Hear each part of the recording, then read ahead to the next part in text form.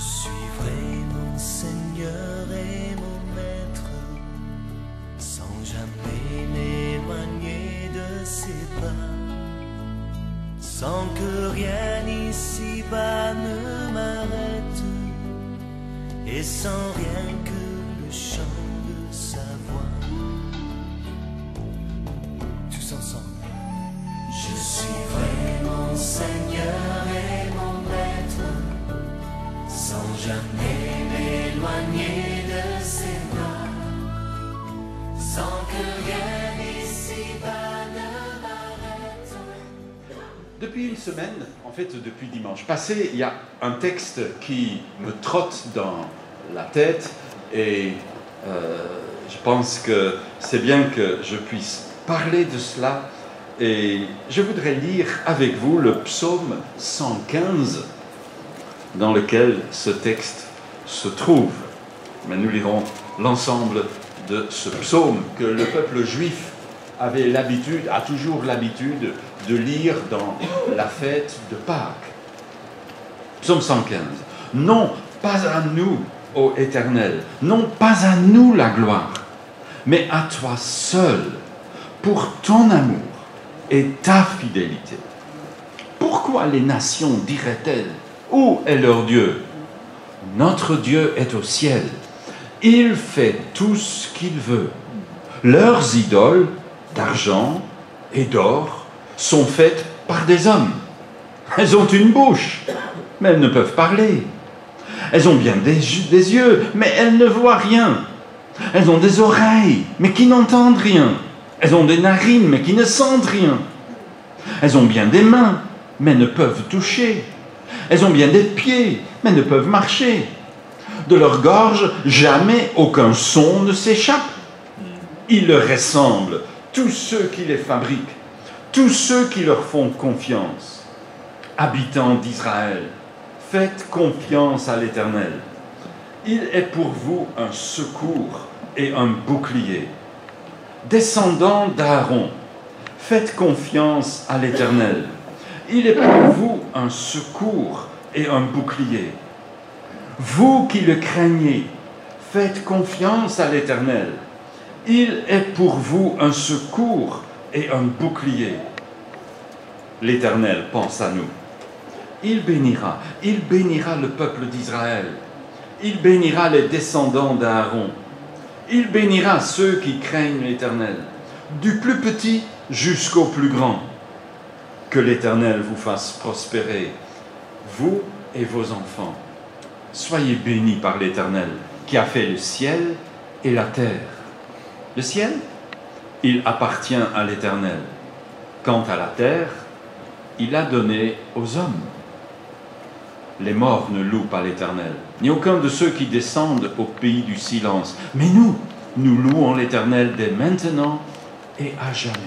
Oui, louez l'Éternel. Jusqu'à là. Seigneur, que ta parole puisse nous encourager, nous stimuler, nous corriger. Seigneur, que par elle, nous puissions nous laisser interpeller, que tu nous ouvres le cœur et que ton esprit puisse être celui qui nous enseigne. Nous te le demandons, au nom de Jésus. Amen. Dieu allait sauver son peuple. Le peuple était opprimé depuis 40 ans par des ennemis cruels. Mais un sauveur allait venir. Dieu a envoyé son ange, annoncer que le sauveur allait venir. Noël? Non, ça n'a rien à faire avec Noël. Ça a tout à faire avec la Bible, mais ce n'est pas l'histoire de Noël. Dieu a envoyé son ange à un couple, en fait à une femme stérile. Une femme donc sans doute d'un certain âge, pour que la conclusion de sa stérilité puisse être tirée aussi définitivement. Dieu allait envoyer un enfant. Il dit en fait à la femme, tu es déjà enceinte, tu l'ignores encore, mais tu es enceinte. Et cet enfant que tu portes, ce garçon, il sera consacré à l'Éternel. Il sera un enfant tout à fait différent. Il va sauver le peuple de Dieu. Je ne sais pas ce qui a trotté dans la tête de cette maman, dont le nom ne nous est pas donné. Elle a peut-être pensé, et je vais vous en donner la raison après, elle a peut-être pensé que, comme ailleurs dans l'Écriture, le soleil de justice allait enfin se lever pour son peuple. Toujours est-il qu'elle a donné à son garçon le nom, le curieux nom de Petit Soleil. Et il parle de qui? Je ne connais pas de Petit Soleil dans la Bible. Non, mais c'est parce que vous êtes beaucoup plus doués que ça. Vous parlez tous couramment l'hébreu. Et en hébreu, c'est Samson. Curieux, non? Nous, on ne pense pas à Samson à l'image du sauveur qui va naître et délivrer son peuple. Mais c'est exactement ce que Dieu annonce à sa maman et plus tard à son papa. Le voilà qu'il grandit. Rien de très particulier, ça arrive dans toutes les familles. Il grandit, il devient un garçon costaud, d'apparence un peu étrange, parce que comme il est consacré à Dieu, il ne fallait jamais lui couper les cheveux. Je n'ai aucune idée de la taille des cheveux de Samson, mais c'était assez important. Et peu à peu, ce garçon devient adulte. Vous vous mettez à la place des parents, parce que l'oppression des Philistins est dure. Et elle pèse. Mais le Sauveur est là. Il le voit. Je ne sais pas ce qu'ils ont dit autour d'eux. S'ils nous ressemblent, ils n'ont pas pu se garder la bouche fermée. Ils ont dû en parler partout. Et ils regardent Samson. C'est lui qui va délivrer le peuple. Ça va venir. Jusqu'à ce jour mémorable.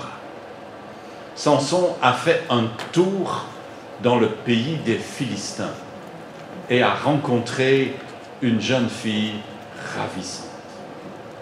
Ah, les Philistins, manifestement, avaient de belles filles. Et il rentre chez lui et il annonce la grande nouvelle à ses parents. Je vais me marier et j'ai trouvé une Philistine. Comment? Ils ont dû avaler un peu de travers. Il dit, il n'y a pas de jolies filles chez nous que tu dois aller chez ces païens incirconcis.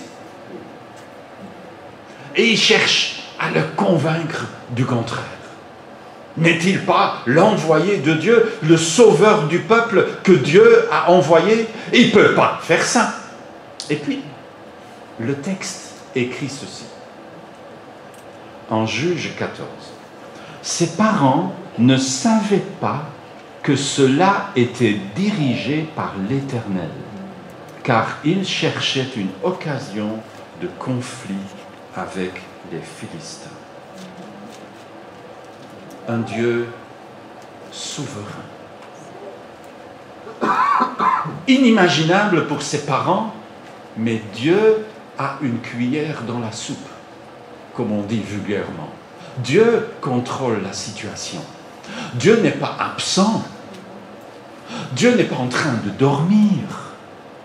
Il est le Dieu souverain. Et il agit pour que la délivrance promise arrive.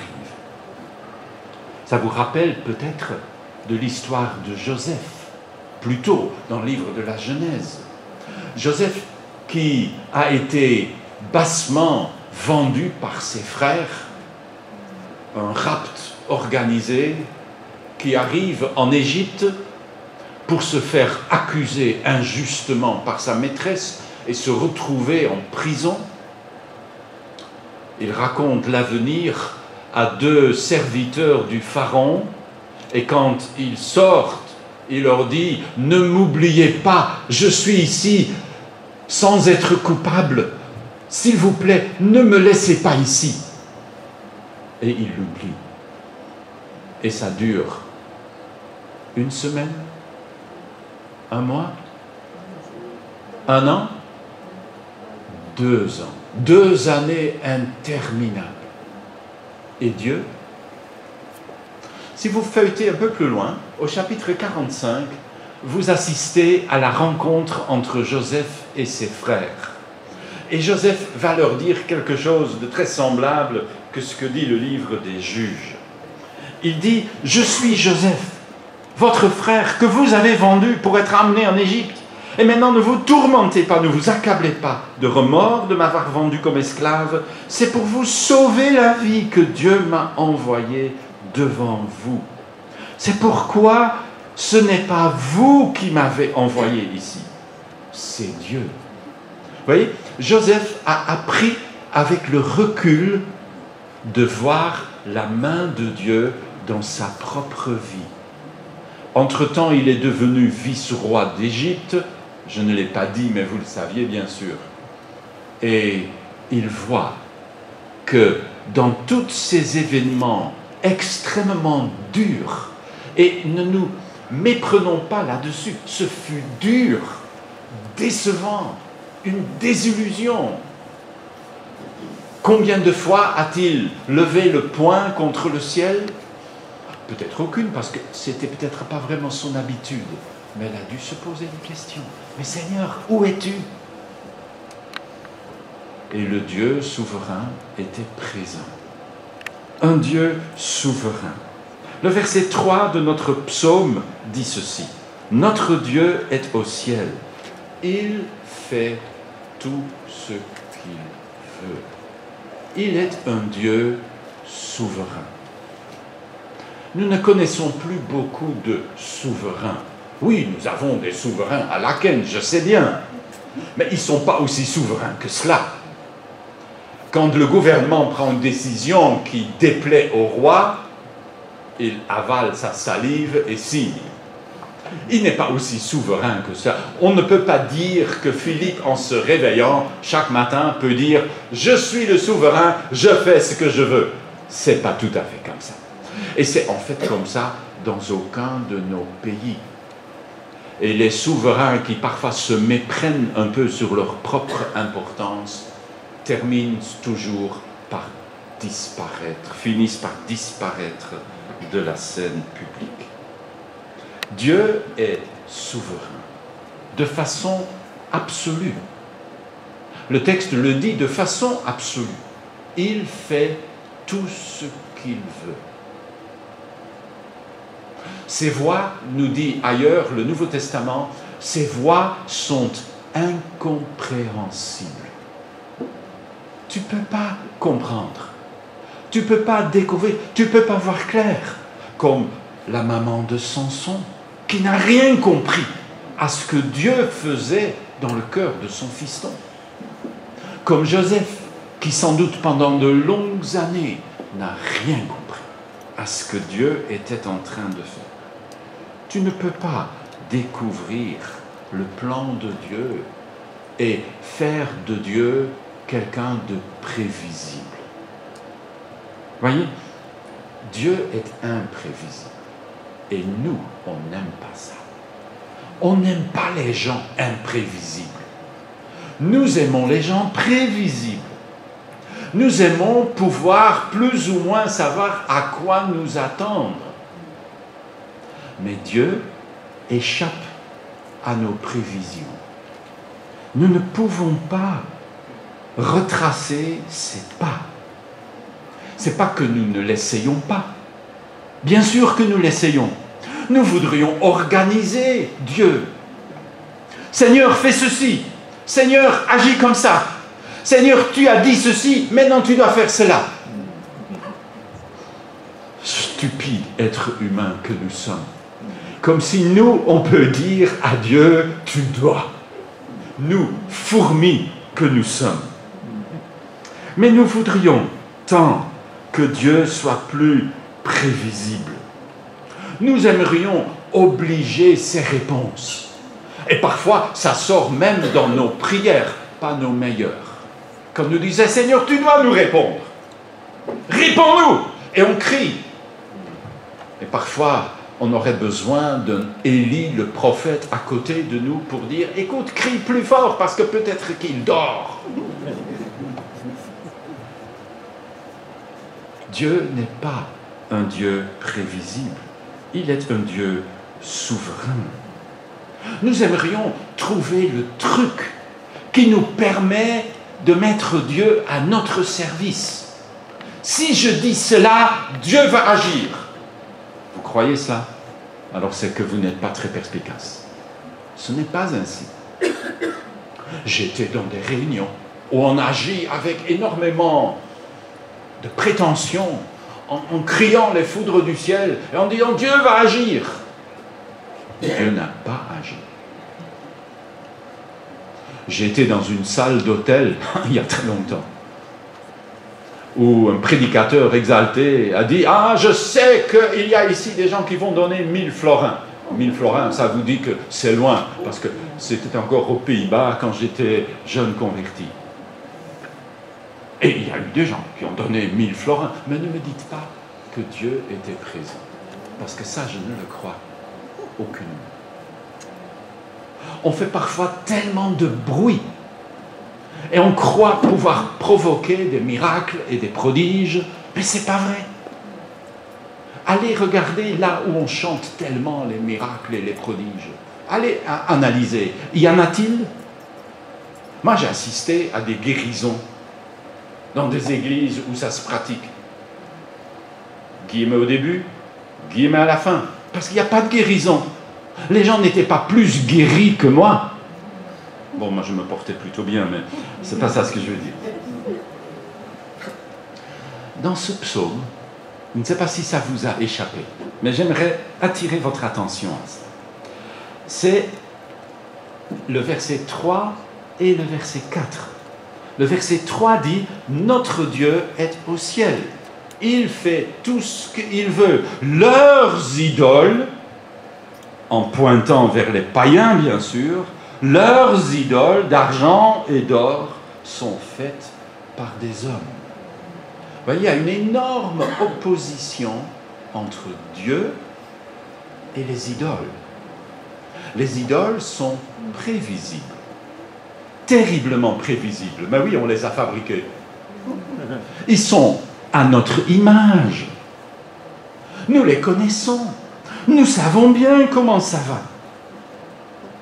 D'un côté, il y a le Dieu souverain, mystérieux, qui n'agit jamais quand on le veut, et qui semble toujours en retard d'une guerre, et qui nous déçoit tellement souvent.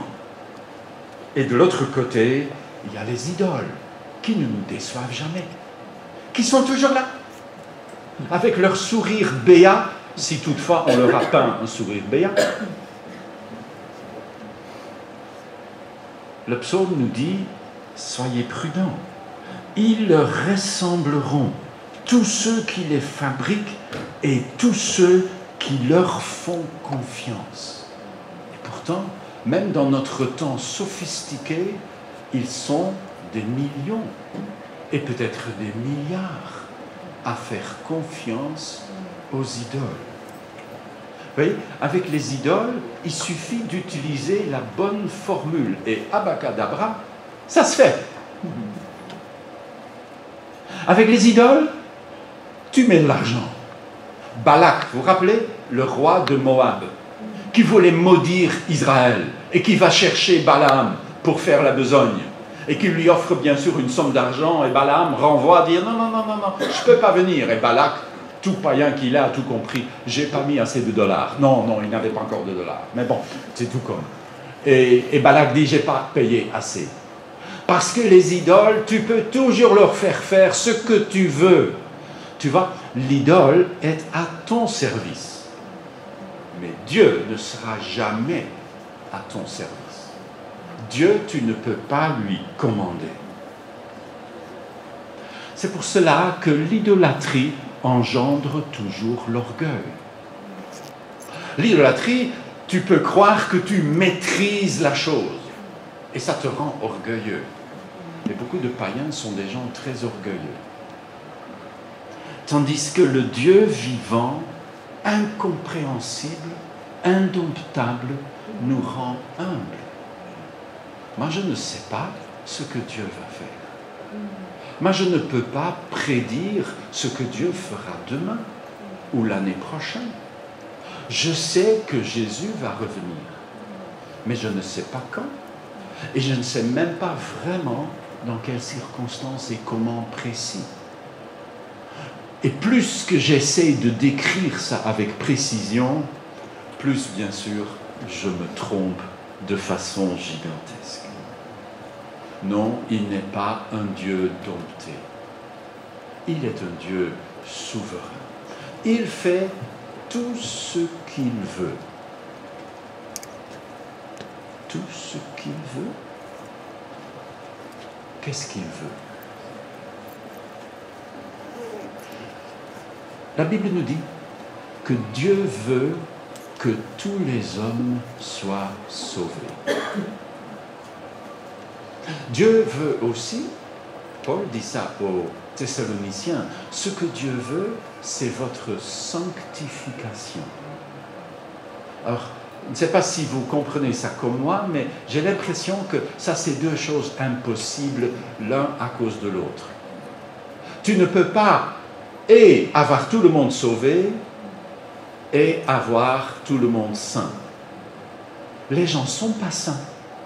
Nous, les premiers. Les gens sont des pécheurs. Nous, les premiers. Comment est-ce que Dieu peut remplir son ciel de gloire avec notre présence, nous qui sommes pécheurs? Quand il exige la sainteté, soyez saints comme moi je suis saint. Et tout ce que moi je dois dire, c'est Seigneur, c'est pas possible. Le chemin que tu traces en 1 Timothée qui dit tu veux que tous les hommes soient sauvés, et le chemin que tu traces en 1 Thessalonicien qui dit que tu veux que tous les hommes soient saints, ces chemins sont contradictoires. Et quand ces chemins finalement se croisent, se dessine une croix. C'est pas possible autrement. Dieu n'est pas Allah. Allah, il peut faire tout ce qu'il veut. C'est facile. Mais pour Dieu, c'est pas facile. Laissez-moi vous lire un texte qui est parmi les plus mystérieux de la Bible. On le connaît, mais je pense qu'il n'y a jamais quelqu'un qui l'a compris. Moi, y compris d'ailleurs. C'est le texte dans ce chapitre très connu de Ésaïe 53. Il a plu à Dieu de le briser, c'est le Messie, de le briser par la souffrance. Bien que toi, Dieu, tu aies livré sa vie en sacrifice de réparation, il verra une descendance. Il vivra de longs jours et il accomplira avec succès ce que désire l'Éternel.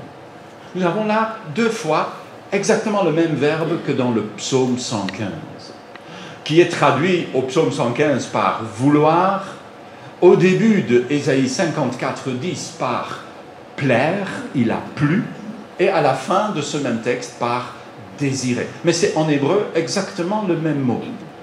On peut donc le traduire vice-versa, ça n'a pas en soi de conséquences. Il a plu à Dieu de briser son Fils. Qu'est-ce que Dieu veut? Il veut ça. Ça n'en bouche un coin. Voyez, un Dieu pareil, j'arrête toute prétention. Je ne suis plus sur la pointe des pieds, il faudrait mieux être à genoux. Parce que là, je ne comprends plus rien.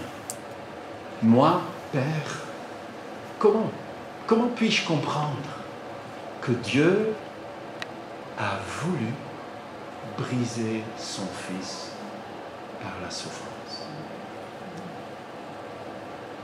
Dieu dira du peuple d'Israël, dans le même prophète Ésaïe, il lui donne un petit nom, le nom de Hepsiba. C'est encore exactement le même verbe, ça veut dire la désirer.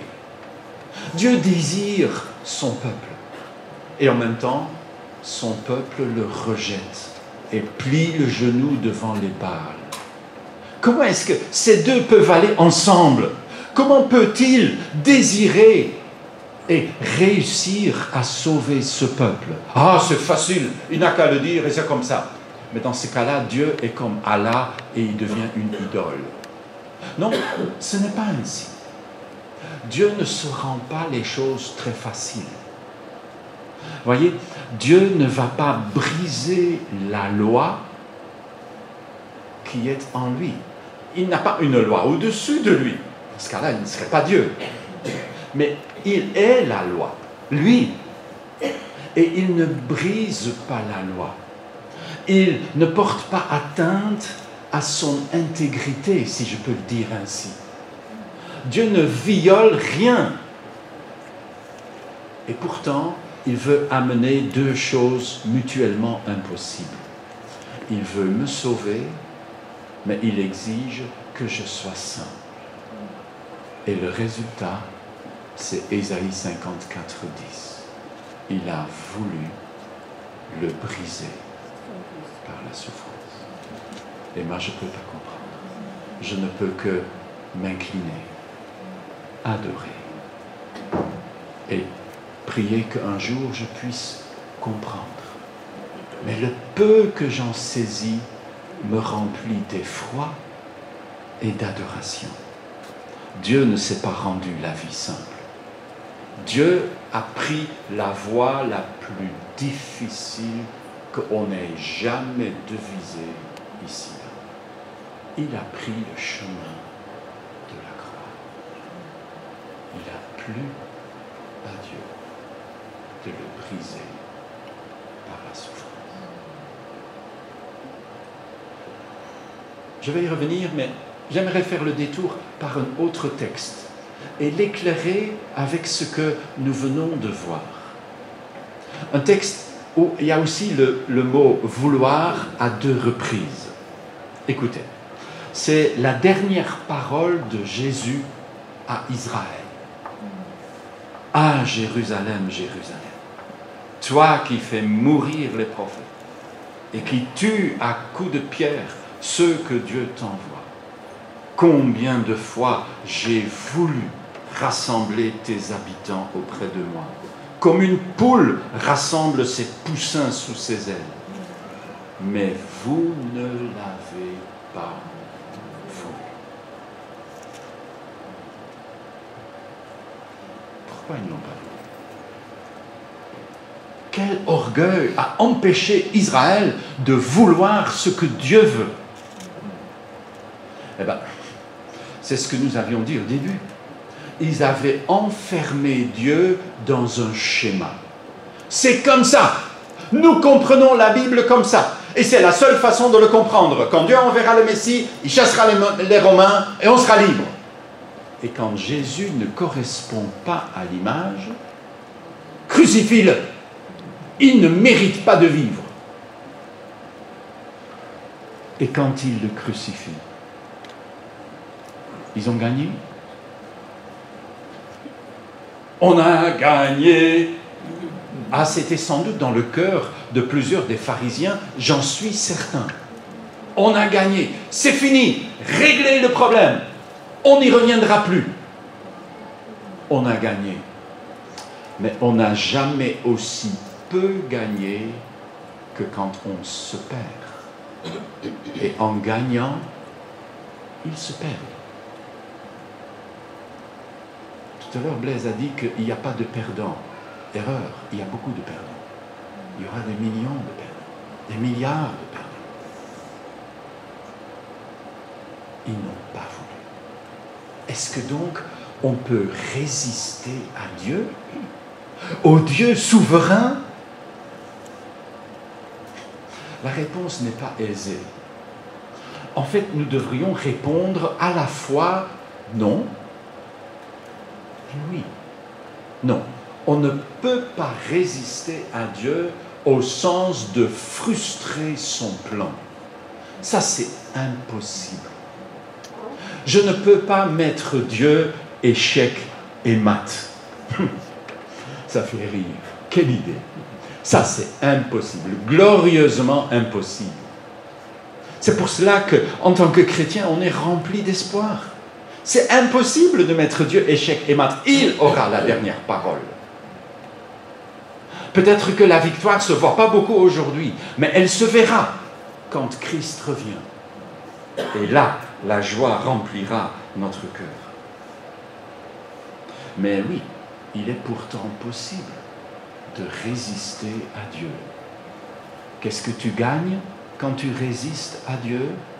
Tu gagnes à te perdre. Tu gagnes à te mettre hors course.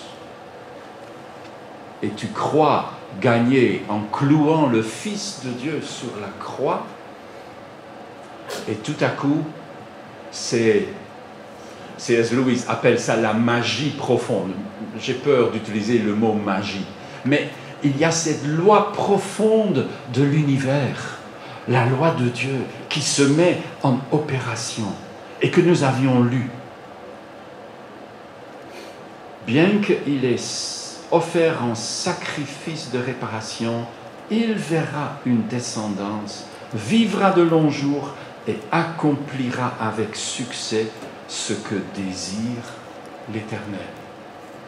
Et le Christ n'a jamais autant été victorieux que quand il expire sur la croix et qu'il dit « tout est accompli ». Il ne rentre pas bredouille au ciel, mais il rentre victorieux. C'est fini. J'ai tout fait ce qu'il fallait faire. Il n'y a plus aucun obstacle désormais à la victoire. Et le diable le sait. Beaucoup de ceux qui le choisissent de le suivre l'ignorent, mais lui ne l'ignore pas. C'est pour cela qu'il est rempli de tant de haine et de hargne. Résister à Dieu, oui, beaucoup l'essayent. Et vous savez, Dieu ne va pas violer leur intégrité. Dieu ne va pas dire, toi tu ne veux pas être de mon côté, mais moi je fais en sorte que tu seras quand même de mon côté. Le Dieu qui n'a pas accepté le chemin facile, mais qui a accepté la croix, n'est pas un Dieu à violer l'intégrité des êtres humains qu'il a créés. Mais tu ne gagneras jamais. Tu ne fais que te perdre.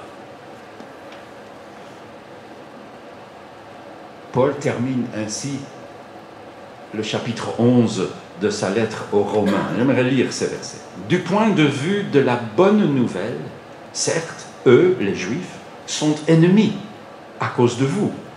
Mais du point de vue du choix de Dieu, ils sont aimés à cause de leur Père. Car les dons de la grâce et l'appel de Dieu sont irrévocables. En effet, tout comme vous, autrefois, vous avez refusé d'obéir à Dieu et maintenant, pourtant, vous avez obtenu compassion du fait de leur refus d'obéir. De même, eux aussi, maintenant, ont refusé d'obéir du fait de la compassion dont vous bénéficiez, pour que eux aussi puissent maintenant obtenir compassion. Car Dieu a enfermé tous les humains dans leur refus d'obéir, pour avoir compassion de tous, ô profondeur de la richesse, de la sagesse et de la connaissance de Dieu. Que ses jugements sont insondables et ses voies incompréhensibles. En effet, qui a connu la pensée du Seigneur? Qui a été son conseiller? Qui lui a donné le premier pour devoir être payé de retour? Tout est de lui, par lui et pour lui. À lui, la gloire pour toujours. Résister ou inviter? Résister à la souveraineté de Dieu comme tant de nos contemporains, ou inviter à ce qu'il soit souverain dans notre vie? Tu peux résister à Dieu. À quel point? Jusqu'au point de te mettre dehors éternellement, abandonné à toi-même, seul pour l'éternité, avec ta bêtise, ton orgueil et ton péché. Ou tu peux, et je crains qu'il n'y ait pas une troisième solution, ou tu peux inviter à ce que Dieu soit souverain dans ta vie. C'est ce que nous dit le psaume 115. Habitants d'Israël, faites confiance à l'Éternel. Il est pour vous un secours et un bouclier. Fais confiance. Peut-être que tu dois faire confiance sans rien voir. En général, c'est comme ça. Dieu ne nous dévoile pas tous ses plans. Nous tâtonnons souvent. Nous sommes davantage comme ses disciples dans leur barque, en pleine nuit et en pleine tempête. Et tout va de travers. Et Christ est en train de dormir, épuisé sans doute, fatigué, inconscient du drame qui se joue dehors. Et il panique. Une peur bleue les saisit. Il savait exactement la force d'une tempête sur la mer de Galilée. Seigneur, il le secoue. Et c'est pas, s'il te plaît, Seigneur. Mais c'est pas comme ça. Ils sont complètement hors d'eux-mêmes. Ils le secouent dans tous les sens, encore pire que la tempête. Seigneur, ça ne te fait rien, on périt. Et il ouvre les yeux. Et quand il a repris ses esprits, du moins, j'imagine, il s'est levé, il a regardé ses disciples, hommes de peu de foi, hommes de peu de confiance. Je ne sais pas à quoi les disciples se sont attendus. Quand ils ont secoué le maître, à quoi ont-ils pensé? Qu'il allait sortir quelque chose de la boîte pour... Je crois qu'ils ne savaient pas, ils étaient hors d'eux-mêmes. Et ils ont été totalement bluffés par ce Dieu imprévisible et souverain qui lève la main, j'imagine pas l'autre, je pense qu'il s'est tenu quand même.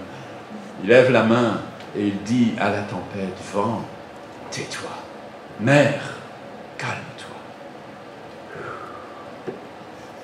Et c'est fini. D'une seconde à l'autre, c'est fini. Et tu vois les disciples, les yeux ouverts, comme des soucoupes. La bouche ouverte à avaler tous les poissons de la mer de Galilée. On n'a jamais vu ça. Ça, c'est pas possible. On ne peut pas faire ça. Mais on vient de le voir. Il est souverain. Tu vois, nous sommes tous dans nos barques. La vraie question n'est pas qu'en est-il de la tempête. La tempête va souffler. La question n'est pas qu'en est-il de la nuit. La nuit va tomber. La vraie question est qui est dans ta barque? Peut-être que tu crois qu'il dort. Mais ne désespère pas. Ne sois pas incrédule, mais crois. Ne sois pas méfiant, mais aie confiance. Parce qu'il ne te laissera jamais tomber. Sois seul ma gloire, ma richesse et ma joie, tout mon honneur et le chant de ma foi. Grand roi suprême, je veux te servir. Que jamais de ta main, rien ne puisse me ravir. Prions. Seigneur notre Dieu, nous te rendons grâce. Nous nous inclinons devant toi. Toi qui es si différent. Toi qui ne nous ressemble pas. Et pourtant, nous voudrions te ressembler. Toi qui est si imprévisible. et que nous voudrions parfois rendre tellement prévisible. Seigneur, pardonne notre impertinence. Et Seigneur, aide-nous à te connaître comme le Dieu souverain, le Dieu que je ne peux pas mettre en boîte, que je n'aurai jamais en poche, qui me dépasse et me surprend toujours. Parfois par ce qu'il fait, souvent par ce qu'il ne fait pas. Seigneur, nous te connaissons si peu et nous ne te connaîtrons jamais vraiment que le jour où nous serons avec toi dans la gloire. Alors en attendant, Seigneur, oui, aide-nous à grandir dans notre connaissance de toi. Toi, le Dieu suprême, le Dieu souverain, le Dieu qui, même si nous croyons qu'il dort, veille sur nous et ne nous laissera jamais tomber. Nous t'en bénissons. Au nom de Jésus. Amen. Je vous ai cité une strophe de cantique que nous voulons chanter. Quand toi je vive, Seigneur de mon cœur, quand moi tu vives, en tout le vainqueur. Toi mon vrai Père et moi ton enfant, quand toi je demeure en ton amour constant. C'est le divers. Rappelons-nous-le.